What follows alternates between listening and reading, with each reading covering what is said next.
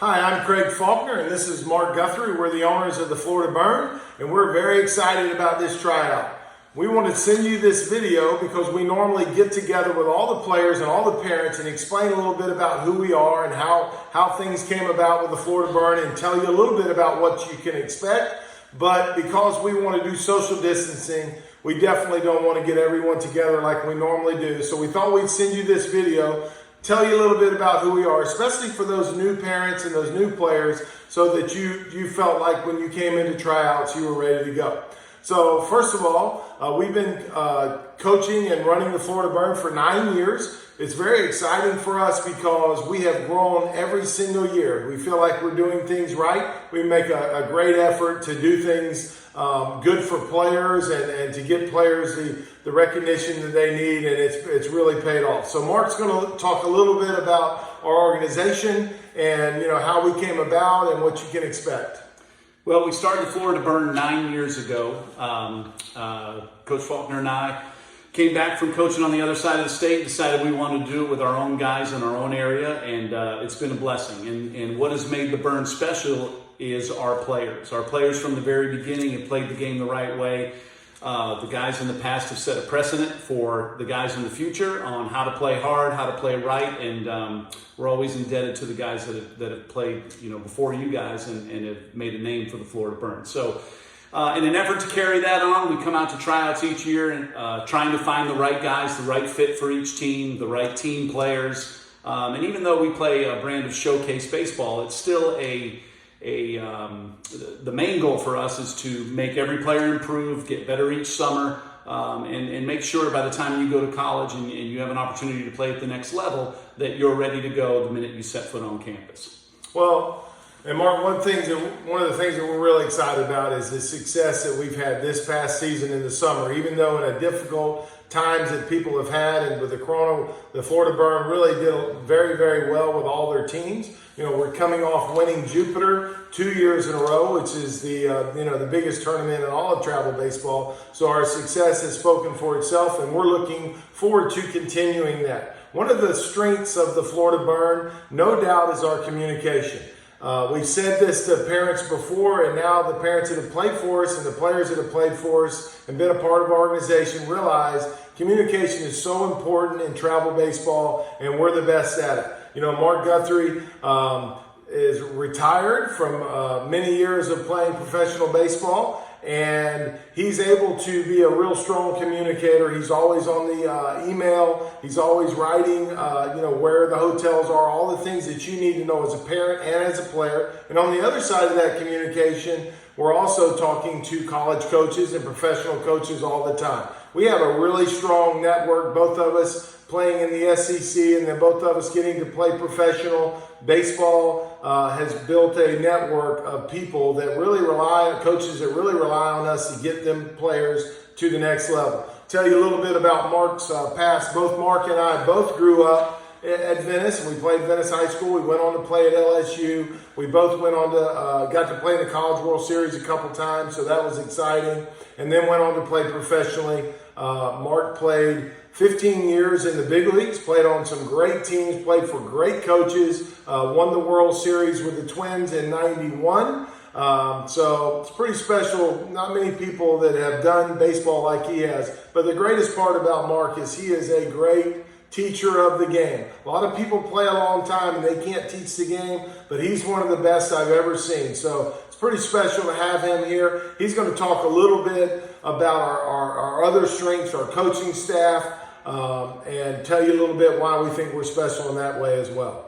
Well, and to introduce Craig as well, we're very lucky. I've been lucky as a parent. I've been lucky as a friend. I've been lucky as an assistant coach to work with Craig and have my kids play under Craig and watch a lot of other kids play under Craig. So, Craig played professional baseball for 8 years, coached in professional baseball, came back to his alma mater to coach at Venice High School, has been there for 22 years? 23? 23. Always selling them short. 25, actually. Really? Yeah. 25? 28, count mine. 25. Yeah. That's why we're using a lot of hair color on the sides.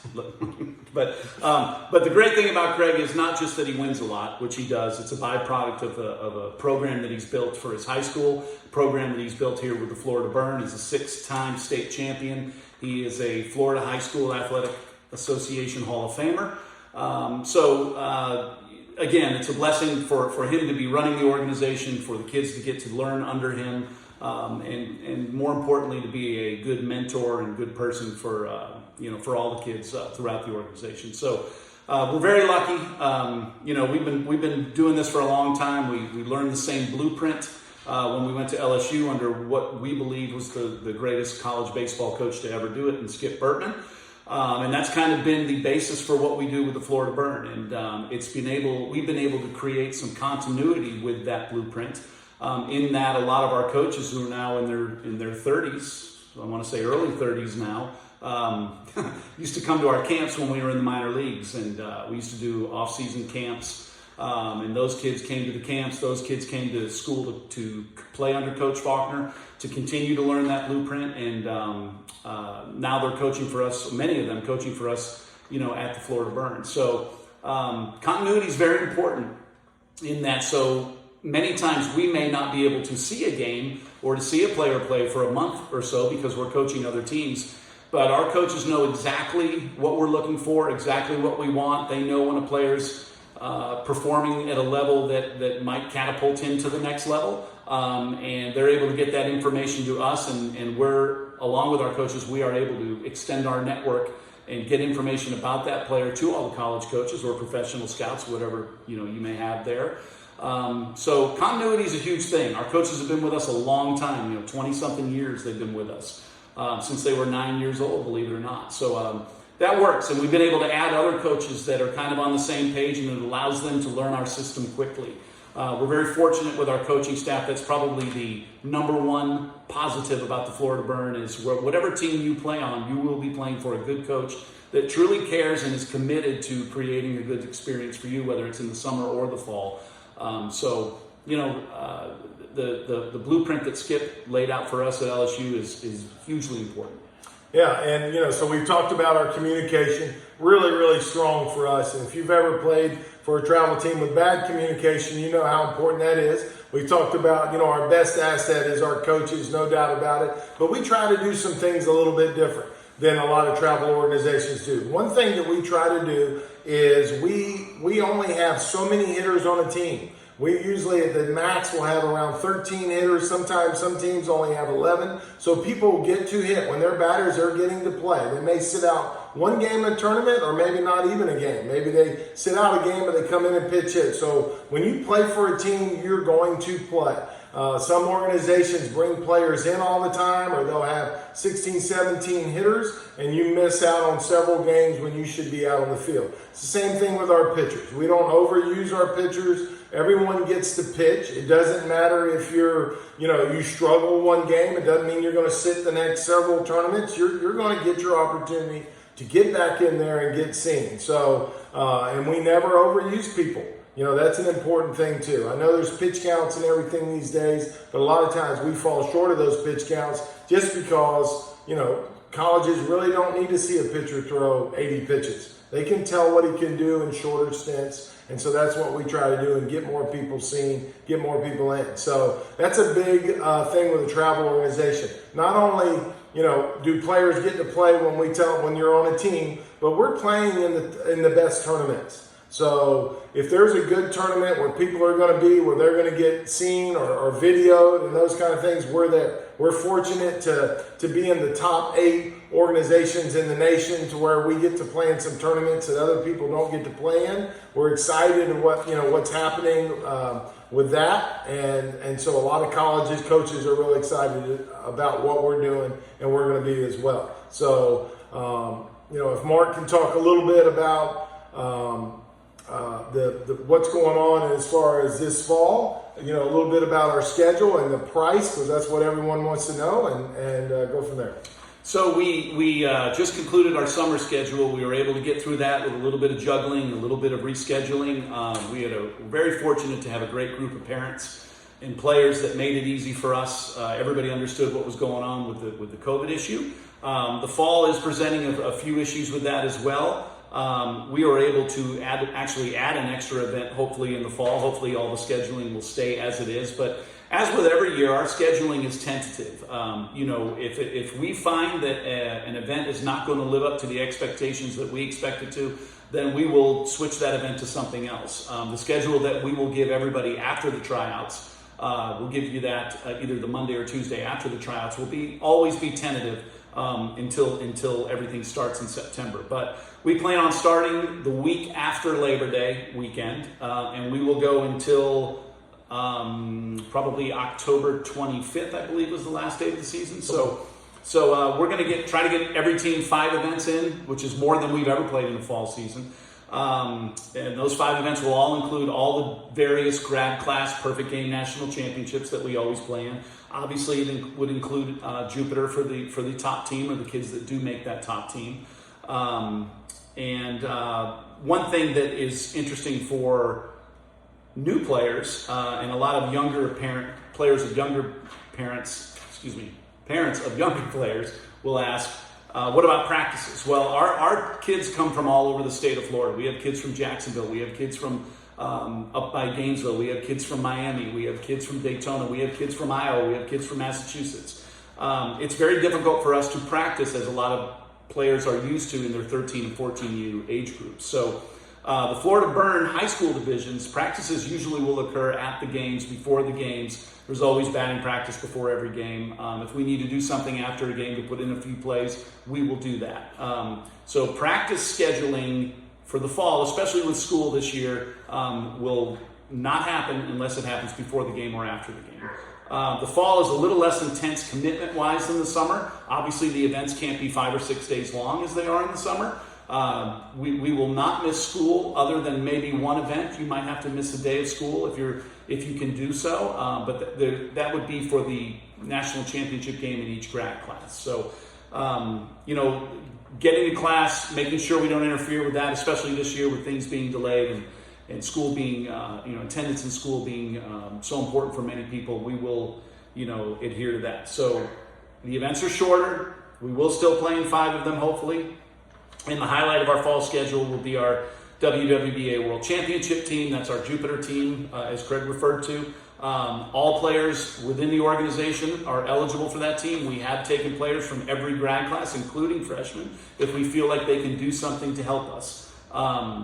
We will take a larger roster to that game. Many kids will become as role players. We do like to take younger kids so they can get used to it, and they're ready for it when it becomes, their year to shine more in that event. So it's very important to get exposure for that tournament, have our players get exposure, they get over their nerves a little better, and it's been a proven success as our teams have won it the last 2 years. And really no one from Florida has won that event other than a team back in the 30s. 1930s, right.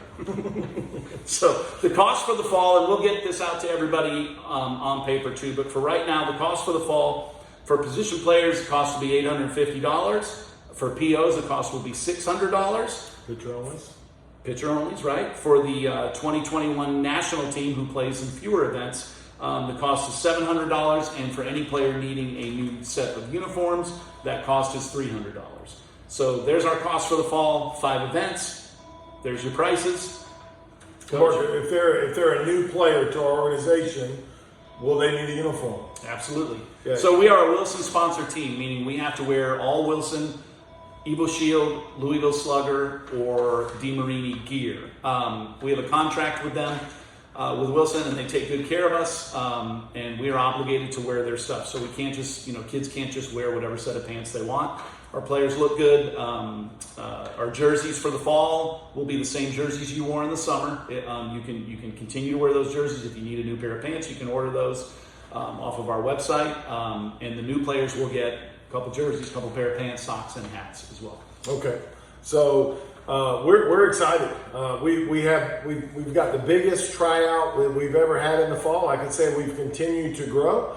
It's going to go smooth. We're looking forward. You'll see the tryout information, what the kids are going to do each day. We sent an email on that. We'll probably send another one.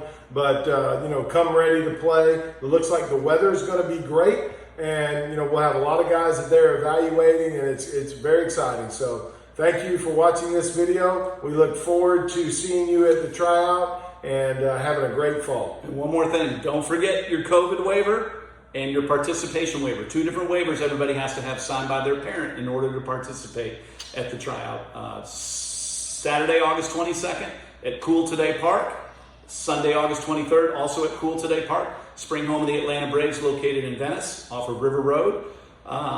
We're really excited about it. If you've never seen Cool Today Park, beautiful place. We're very happy to be able to use the facility. So, again, I think we're going to have a few items in there. We won't have a concession. So make sure, they're not allowed to have a concession. So make sure you bring your own drinks, because we're not allowed to have water coolers and all those things. Bring your own drinks and bring anything you want to eat. And also, I think we'll sell some shirts and things like that if you want some burn gear. And also, we will have the kids split up. The reason we're doing this talk is because we didn't want... Oh, there's Puck, everybody. Hello, buddy. So the reason we're having this talk is because we didn't want to have 140 kids together at one time. So the kids will be spread out when we get there. We'll break. We'll stretch separately on all the fields to minimize our exposure and to adhere to social distancing rules and